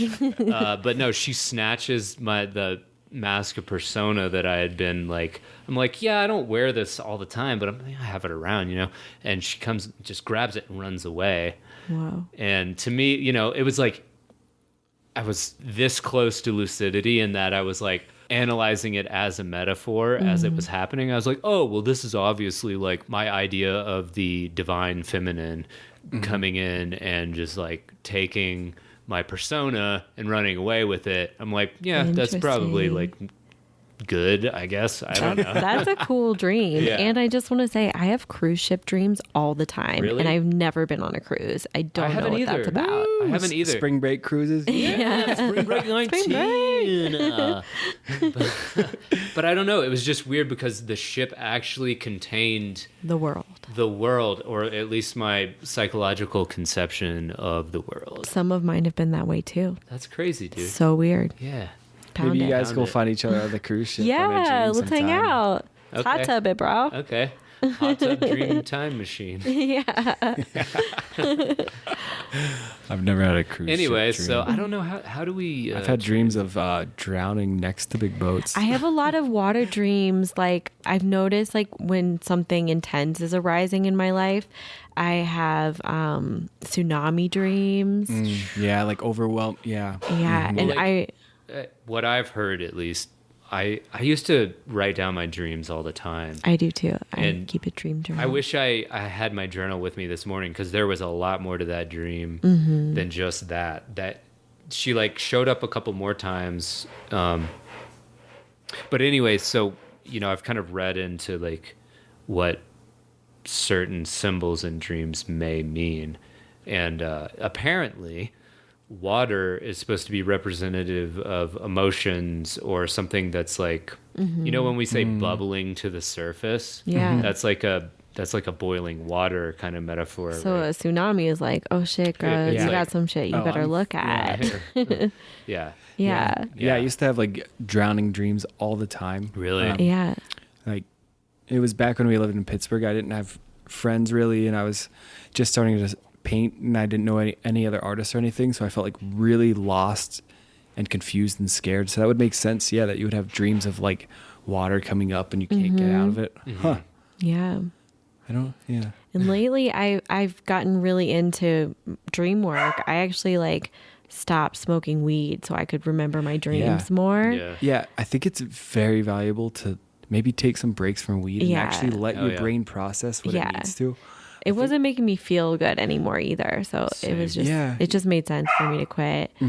But I've been trying to sort through like, what is like, because I think part of dreams are just magic and just your subconscious communicating with you and healing. It's like defragging and being like, okay, we got to work through. There's even evidence that people like sort through trauma in dreams. Yeah. Because when they're having like reliving the traumatic experience in dreams, their nervous system is like resetting in this way that you're not able to if you're remembering it when you're awake.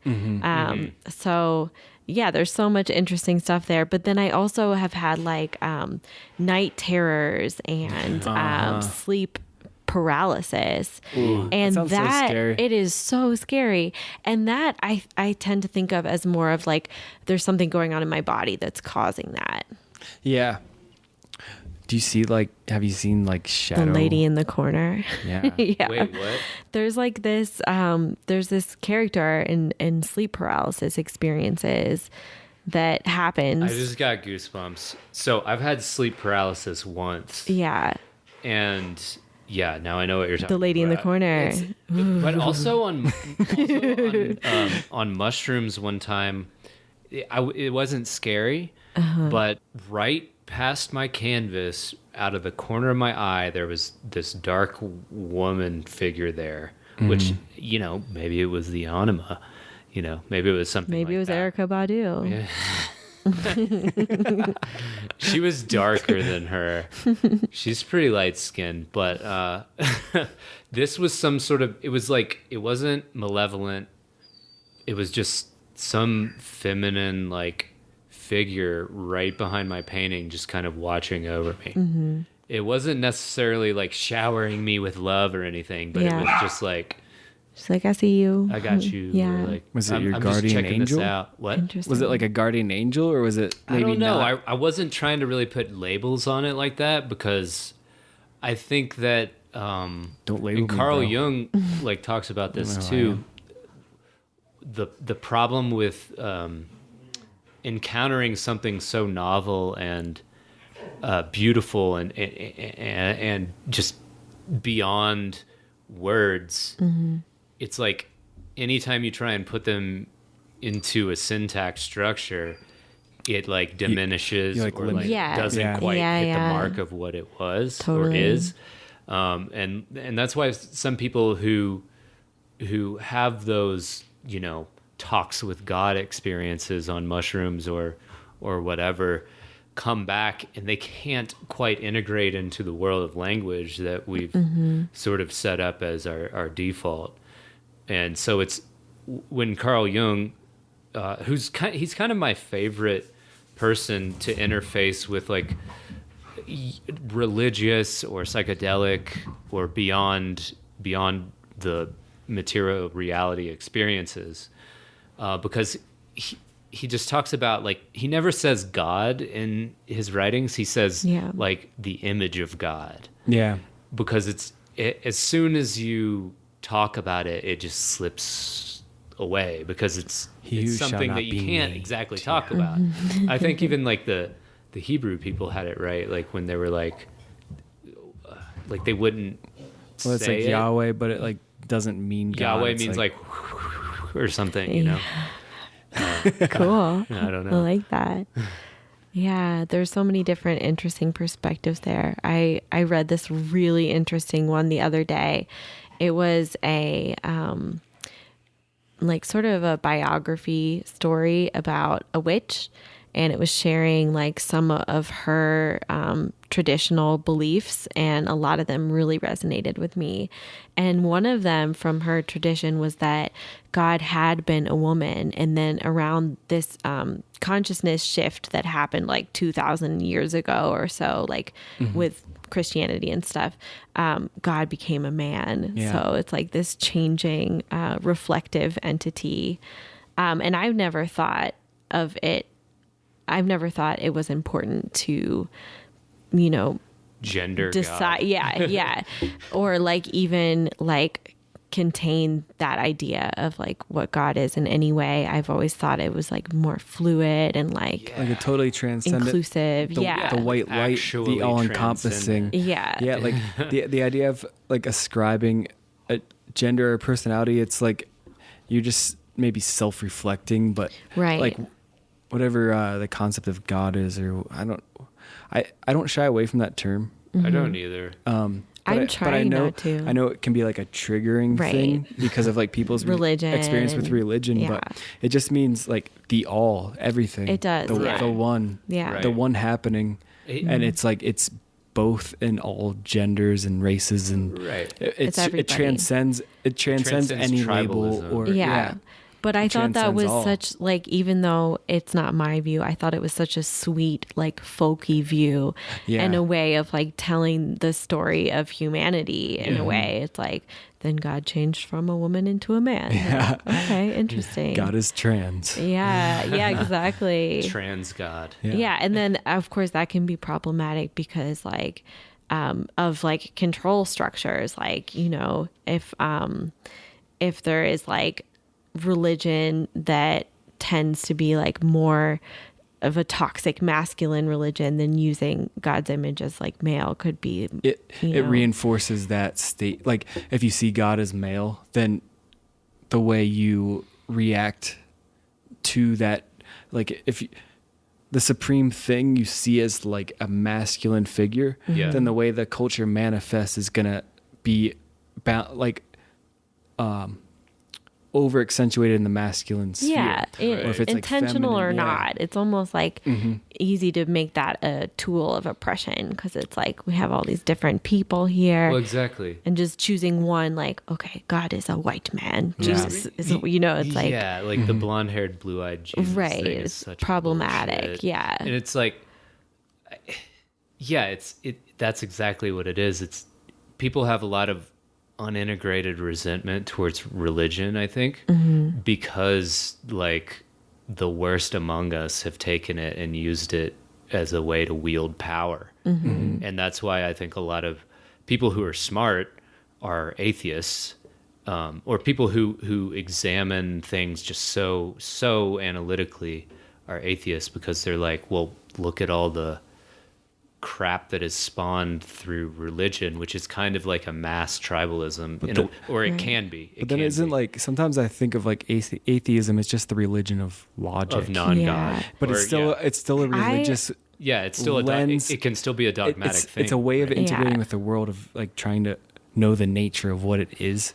Trying to syntax it all. Yeah. and Right. as soon as you think you're on to knowing the nature of reality, you're in the religious sphere. Yeah. And it's like, Yeah. it's It's kind so of all of them interesting. and none of them at once, you know? I Yeah. feel like almost religious in how important like ritual and magic community, is to me, and ritual, community. But I've built it, and I'm constantly building my life around that in a way that's like open and ever changing and inclusive and Yeah, your own unique, yeah, it's not static. evolving religion. yeah, like I am doing ritual and I'm communing with the divine, but it's always changing, and it's like the face of God is always shifting. And Yeah, I think ritual is something that is so important.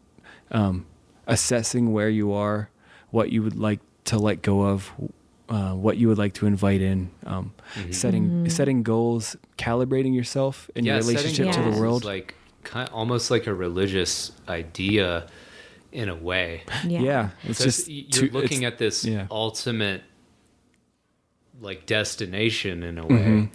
Yeah. And then you get there, and then the ultimate destination switches, your frame switches to another target, basically. Yeah, it's like I'll personally, there's like the principles of creativity, community, health, and wealth for those beings, and like those are kind of the core thing that you're always paying attention to. Yeah. But what they exactly mean, as you're going along, your path changes. Like, wealth can be from like wanting money instead to wanting just to be together with people and being secure and, like friendship is wealth. And, Absolutely. Yeah. And then as you're setting those intentions, I think like the other side of that is like, it's a space that you open up where you can look back and be like, wow, look how far I've come. And, then like, it's like looking back and forward in an intentional space. Because if you're going through life constantly like looking at the past or, pining for the future, it creates anxiety and depression. Yeah. But if you open up this space just to like set intentions and appreciate, really like have gratitude for like remember, like the path. Yeah. And like remembering that right now is all there is, and reconnecting with it, because it's really easy to we dance between chaos and order, and I think like ritual brings order back to your chaos, because or else you might just start floating around, and then you kind of forget why you're doing what you're doing. And I think if you don't have if you don't remind yourself and you don't have something that you're shooting for, there's not it brings like meaning to your life. Yeah, you don't have meaning for what you're doing. You're just doing path. it. And also like there's something so incredibly sacred about being witnessed in that very intimate space by a community of people. Being very vulnerable. I think that's what's missing. Like that's sort of like the heart of what's missing from like modern society is like ritual. Like it's so incredibly healing and just heart opening and deepening to have that with people where you're open and you're vulnerable and it's safe. Yeah, like you're agreeing, hey, we're going to meet up and we're going to like spill our guts out, and we're going to love each other so hard. Yeah. I'm going to love you so much more for understanding what your flaws are and how you want to you grow. Create a bubble of non-judgment. It's a sacred space. It's really powerful. Then it's intimacy. And it's freeing. Because isn't just judgment a lot of times just you projecting your own flaws and insecurities on someone else, or seeing your own flaws and insecurities 100%. In someone else's behavior? That's probably all that it is. And so to realize that we're kind of all on the same page there, I think is invaluable. Yeah. And another thing about ritual that I've been really reflecting on is like so you remember the ritual we did, and there's this part at the end where someone sort of sits in the center, and then everyone takes time to like look at them and tell them what they absolutely just love about them and what's good about them. And I was reflecting on that the other day and how powerful that is. And then I was thinking about rom-coms and how there's always this moment in the rom-com where the person really sees the other person and they're like, hey, maybe you don't get seen, but I see you, and here's what's so great about you. And that doesn't happen enough in real life. I love the way you flip your hair. Yeah. Like, or like deeper, hopefully. But like your brush off your table and use it as a microphone and sing old Motown songs. But you know what I mean? I think as souls, we really deeply want to be seen and recognized. And so creating that space where you're like, I see you is so powerful. Yeah, like tell your friends why you love them. Like, absolutely. Let them know. Yeah. Like reinforce what they do right or what is endearing about them, why you love them. Yeah. Everybody love everybody. It's kind of crazy to sit and have a group of friends just like appreciate you and praise you, and it doesn't grow your ego. No, Instead, it's humbling. It like breaks your heart. Yeah. Yeah. And you're like, oh, I'm okay. Oh, yeah. like, It's yeah. powerful and humbling. And I think like, you know, in like more tribal societies, it seemed like they had that sort of family culture where like they had rituals that were built around recognizing an individual as they go through a transition or something like that. And I think it's really important, and our human souls crave it. Just reverence for one another. Yeah. Yeah. Respect. Respect. Yeah. And it's like you get a hit of that and then you start sharing it too. It's the more we can encourage each other, I think, and remind each other that they're doing a good job. Yeah. Just, you know, like little hints and nudges, you know. Yeah. It I helps. had a friend the other day, like I was, you know, I dislocated my jaw and I was like having a really hard time. And my friend just like gave me this list of like everything I had accomplished in the past year. And it was like the greatest gift just to feel seen and like, because you're so down in this one thing. Yeah. And you think it's all fucked up. And yeah. Then, no, and Yeah, they good also feeling. removed a lot of pressure from me. yeah. They were like, you're good. You're doing great. Like, you know, don't be down on yourself. What? I got messed up that. the Turn microphone. it. Okay. Good. I think it's good. It's a lot of technical difficulties. Yeah. We're still ironing it out. Wow, it's like dark in here now. It's kind of vibey. We kind of shifted from daylight to night in here, and it's got this warm glow of string lights that are. I didn't even notice they were kind of strobing in this really subtle They're way. twinkling. So that brings up something. Emily, you are you're an incredible designer of your own space. It's like truly a sanctuary. you. Yeah, it really. Like we were is. joking around I before we just started this feel good podcast here. that you should charge admission for people to Yeah. That's check it so out. nice. It's like, have you always kind of just, you know, randomly collected things? You have such like a Oh, cool yeah. curated collection of, you know. No, I am like a pack rat, and this is like, I mean, I've moved 4 times in the past 2 years, so this is like 10% of what I had before. My old house was like a museum. I lived in it for 10 years, but I love collecting like sacred items. Yeah. Like I put a lot of like magical value and meaning and memories into things. And then, you know, moving into this part of my life where it's like I'm living alone for the first time ever. Yeah. I was like, I'm going to make my sanctuary and make it just for me, like just the way I want it.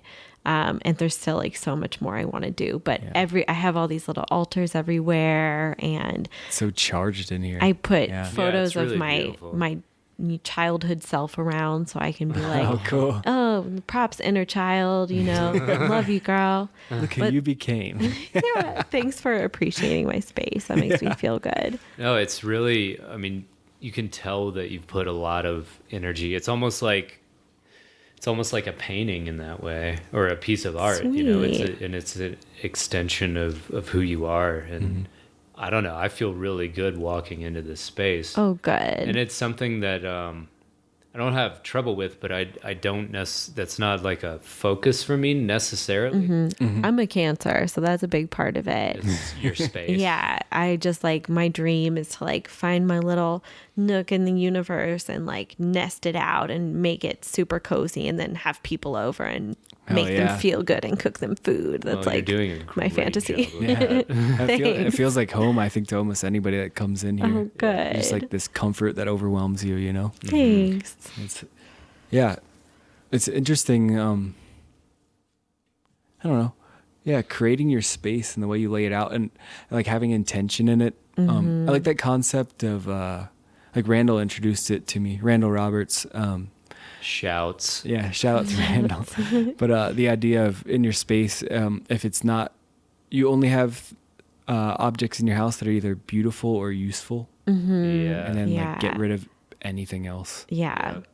Don't Yeah. clutter your That's a space. hard one, but it took a lot of work, and I've been working on that because I realized I had attachments to things that were just like, energetically like not super healthy. Like Yeah. it was like, oh, I've had this forever, I'm keeping it. And I had this like 2 weeks of just like throwing everything away, and it was so liberating. amazing. Yeah. And it's like getting rid of that clutter in your space. Yeah. The clutter in your mind goes away too. Like Totally. the space that you live within and your mind are like almost direct reflections of each other. Absolutely. Yeah. And that's like some days if my house is a mess, I just can't paint. I can't concentrate. And I love the feeling of cleaning the house and getting everything in order and then sitting down to work and you're just there. Me too. Yeah. Yeah. Yeah. It's important to not be cluttered because it disrupts the process too, right? Yeah. I mean, like if there are a million things in like random places, Yeah. I get kind of messy in my studio sometimes. I do too. That's the too. thing. Once you go in, like once you set the stage though, but then you dive into your creative process, Yeah. just somehow chaos just Yeah. swirls around Yeah. that creative space. It's And to interesting. me, there's even something comforting about that. Like, Yeah. if I stay up all night painting and then I sleep, till like noon, and then I get up and there's like papers everywhere and like tubes of paint Yeah. and paintbrushes, I'm like, yeah. Forgotten after it, Yeah. son. Yeah. Yeah. I like that. Hell yeah. Yeah, for sure. It's kind of like whatever my process, at least, is in painting. It's kind of whatever thought is the most,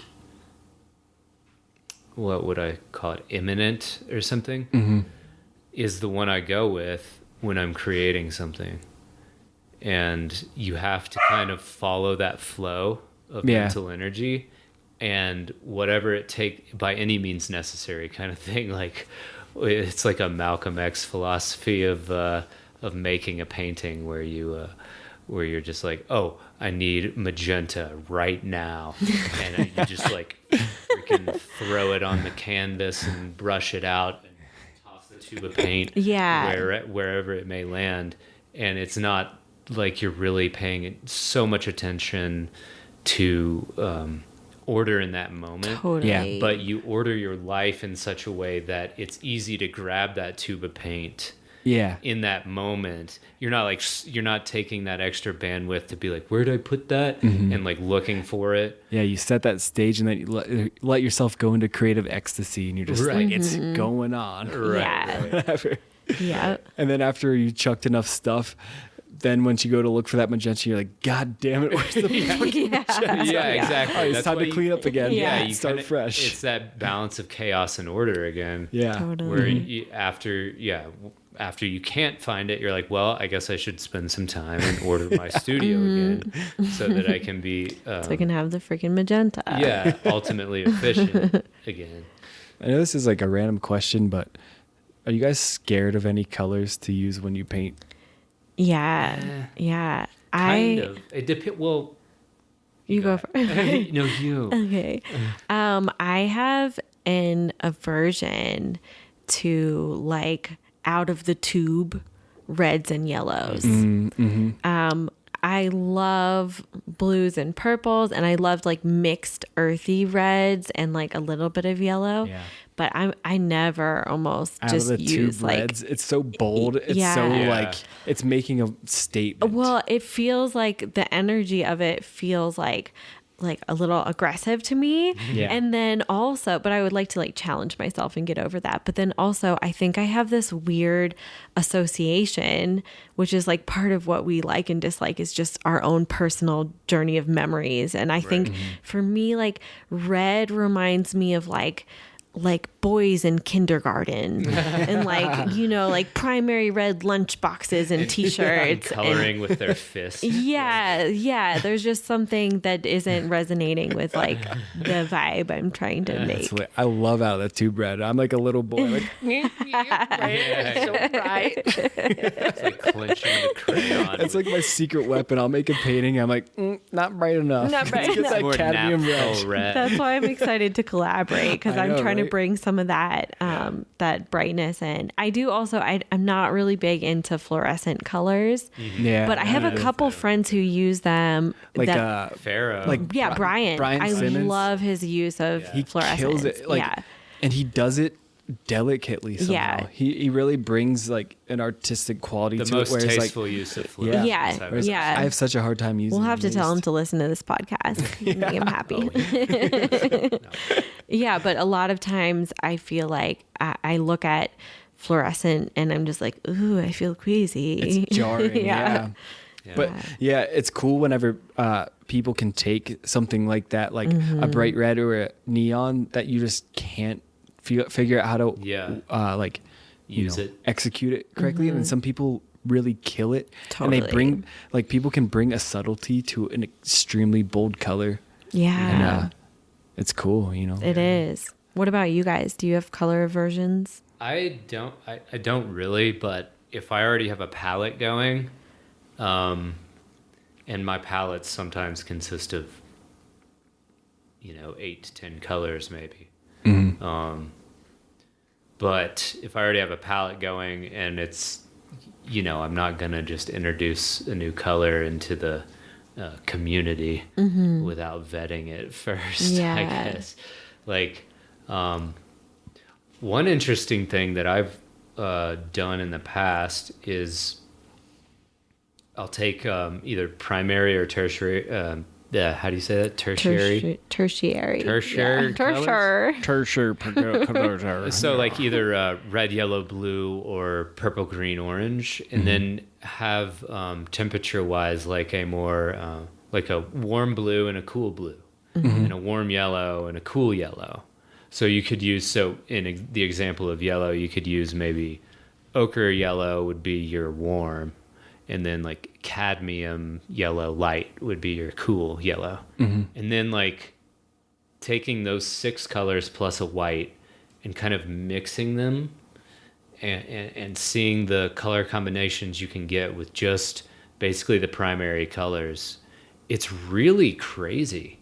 Like if you mix like a cool red with like a warm blue, you get this kind of like just insane vibrational, purple. Like yeah. my Okay. favorite purple is alizarin crimson mixed with ultramarine blue. Oh yeah, it's so the depth of it, and it's like rich and like interesting. Yeah. It's those two colors are You guys are such nerds.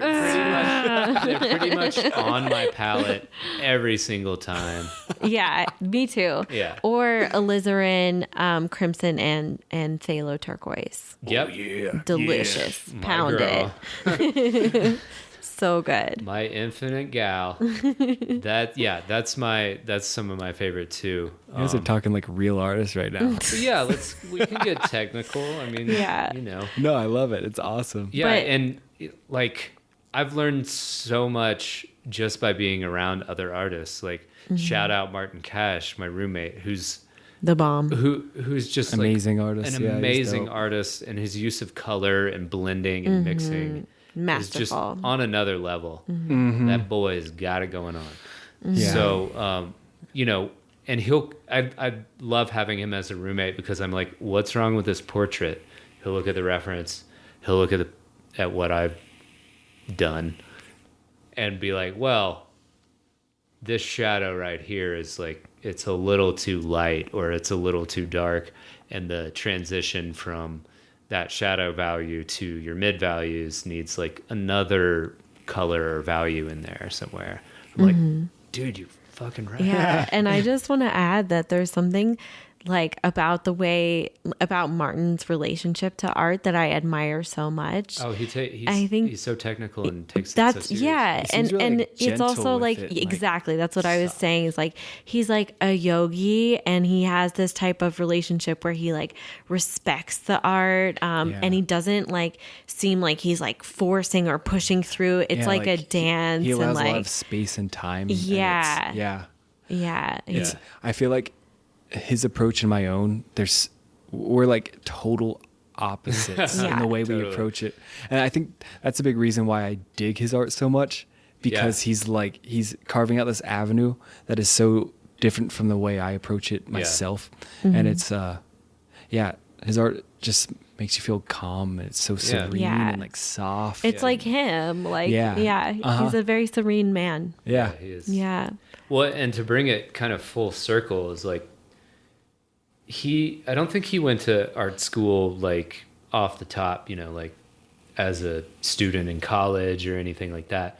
But now he's going to these like ateliers and like figure drawing classes and just things where at this point it's gonna stick in this academic and technical way that isn't trying to tell you like what you should be painting, but like how to paint. Like you're already so deep into your own art project, your own art process, so like you kind of know how you're approaching it, right? And then you can take direction and like exponentially increase your skills to like, oh, this is how to do this, right? Okay. It's not saying like you should follow modern art trends, right? But it's like, it's helpful. This is how skill-wise. you build layers, and this is how you transition values, and this is how you get your proportions right. I think I'm going to take a class there this spring. They have a long pose.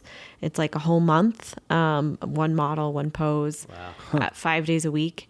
And I can't go every day, but I think I'm going to go 1 or 2 days a week and just get the practice because it really helps my understanding of the figure, definitely working from life. And I never do it anymore. I think that's really cool too. Like you don't work from life, but you work from photographs and you're a master at painting the human body, but that you still embrace the idea of being a student. I absolutely you've never feel like I have so much to learn about the figure. Always. Yeah. I feel like a young novice of figure painting. I like just see you can go so much deeper. Like the more you learn, the more you realize you don't know. Yeah, exactly. That is Exactly. infinite. Yeah. I Very really cool. want to get that, like the underlying sort of muscle structure of people down. And I really want to, I've been working on like texture. Like I am doing this cellulite fabulous painting right now. Cool. Wow. And that's been really fun and sounds challenging. That sounds really difficult. Yeah, I mean, I'm just figuring it out, but I think that's been something that's missing from my work is cellulite. Well, if you need a muscular model, Yeah. what's up? I don't have any cellulite, but I've got a lot of hair. Okay. So I can work with that. Hairy cheeks. if you want to draw some shoulder hair, Yeah. I'm your guy. Okay, perfect. All right. Cool. Well, where do we go from here? That's the eternal question, though, right? What's Where do you the go next from here? step? Are we trying to wrap it up? We are 2 hours in. We are? Wow. That flew by. It did. I had no idea. I find it so funny. It's like we're so early in this podcast project, and we're just learning how to like talk on microphones and do a interview / hang. And it's like, how do you identify when it's time to wrap it up, and how do you do that? You're Yeah. just like, well, cool. Well, See you later. See you later. Now that old, we've like, covered "Ah, time to shoulder hit the old hair, dusty I think we're trail." done. yeah. Do you have any maybe Oh, yeah. like Advice? Do you have... So, advice or parting words or like a mission for yourself that you also is something to share to the outside world? Yeah, totally. My personal mission right now is to be like more gentle on myself and just like really kind with myself and the way I'm moving through my life and through art, and to give myself time and space. And I think everyone, especially in our country and in our culture, could use a little bit of that medicine. Yeah. And then I'm also like feeling really excited about representing different body types in my artwork. And that's been like a big focus for me recently, is like, wow, everybody's so damn sexy. Like all Like the dudes different with shapes. shoulder hair. Yeah, dudes with shoulder hair, people in bigger bodies, body hair, all the different things. And I think it's like a big collective cultural wound of like this very narrow-minded beauty standard. And I just love like the feeling of being a tiny piece of dismantling that through artwork. And I know that there are so many people doing that work right now, and kudos. I think it's awesome. That's beautiful. is there anything that you would tell your younger self, now that you're older, either about your art or even about living life? Any advice you would give to yourself and or younger artists coming up, trying to make their way? I think if I could have that moment with my younger self, I feel like it would just be like a lot of hugging. Like, yeah, I think it would just be your heart like breaks for that young, vulnerable self. And just that you're okay. Mm-hmm. Yeah, you're okay. Like, it turns out good. For sure. Yeah, and keep trying. And like, but not too hard. Do your thing and do it as well as you can. But actually, don't. I just thought of something. It's like you are inherently valuable just by virtue of like being a soul. Like you don't have to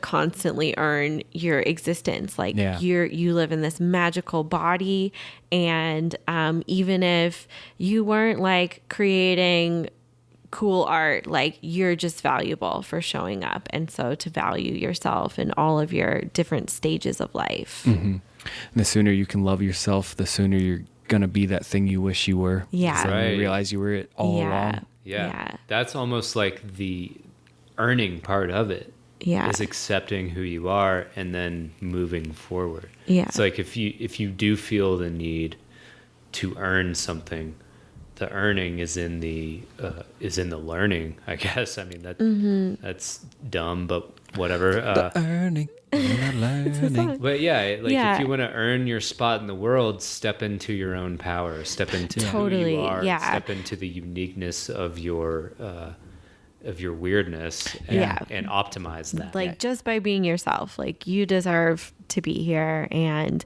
I feel like we think we have to like be so productive all the time to like be deserving. And that's just not accurate. Like you can just like be your beautiful little sunshine soul, and like that's good enough. And then anything else is like the topping. Yeah, it's great. Like do the thing, but don't feel that that's what you are. Like there's an infinite part of you that is always deserving. Cool. Beautiful. Yeah. Awesome. Well, thank you, Emily. Yeah, thank you so much. You are awesome. You guys are awesome. We love you. Love you too. And tell the people where to find you, like on the internet and all that good stuff. Cool. So I mostly update on Instagram. So my Instagram is Emily the Funky Priestess. And then I've got a website at emilykell.com. And that's Kell. Awesome. Check her out. Thanks. Thanks so much, Emily. I love you guys. We love you too. We love you too. Thank you for inviting us into your space and for talking to us. Yeah, thanks for coming. Granting us your wisdom. This was so fun. Hell yeah. Hell yeah. Well, we will see you next time.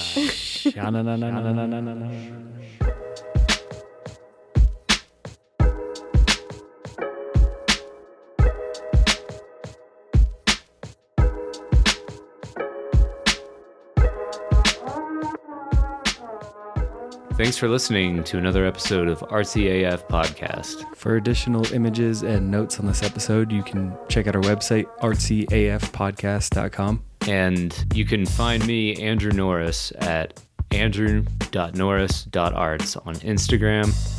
And andrewnorrisarts.com is my website. I also have links on my website to episodes as well as all my best paintings.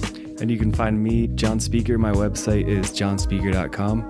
On Instagram, I'm at John Speaker, and on Facebook, John Speaker Art. Thanks again for listening. Peace. Thank you.